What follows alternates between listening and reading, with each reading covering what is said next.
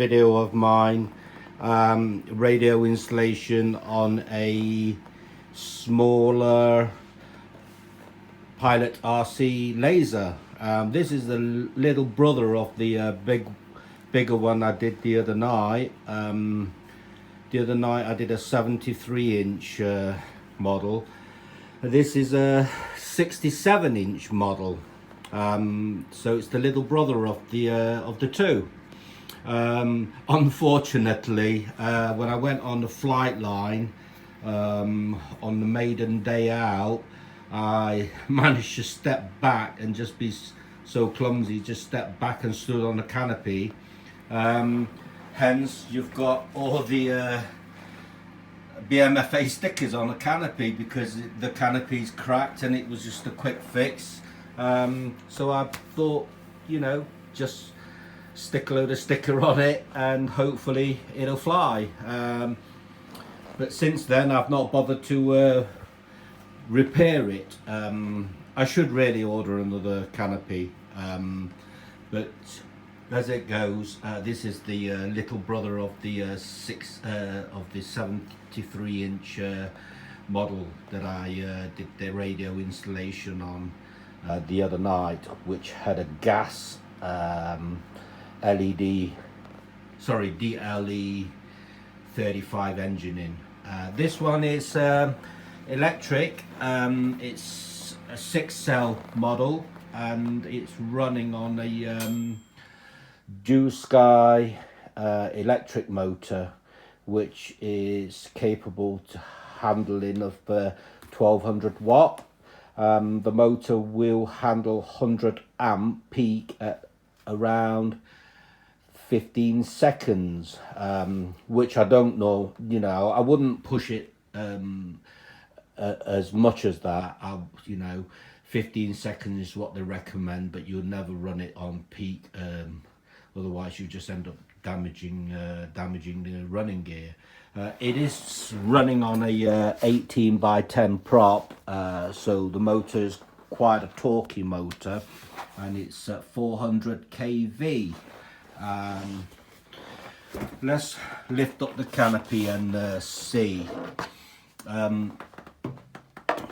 Looking on the inside, it is 6 cells, and then that's why I've got these XT90 connectors to it.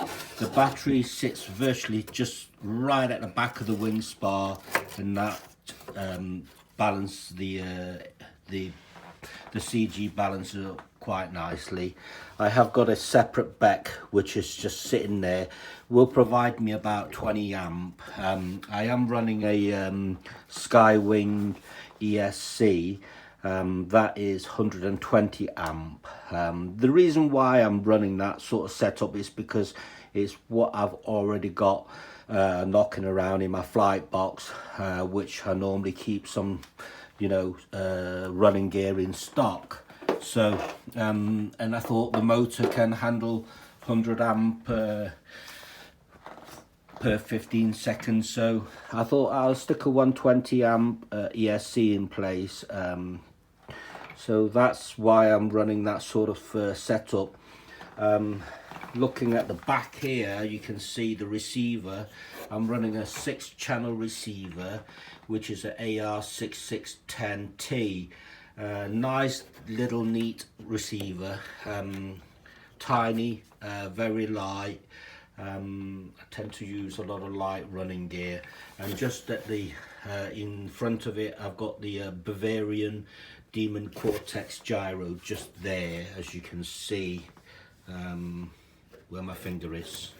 And the running gear at the back, I'm running Savox servos all the way around. That's the Savox 1270TG. I tend to use the 1270TG Savox. It's because they are quite a high pull kilograms. So the 35 pull in kilogram, and it's sufficient enough to run any kind of models with what I've got. So I tend to buy a lot of them servos and put them in all the planes, so I don't have to think about what running gear or what servos to use. This is the sort of movement I've got on the rudder. It's running on a 1-inch arm. Again, that's the sort of movement on the elevator, so it's quite a lot of movement. It's running on a 1-inch arm just here on the elevator and also on the rudder. And that's pretty much it, guys. The kit itself is a lovely model to fly. With that kind of setup, as you can see, there's nothing in the model, so it's quite light.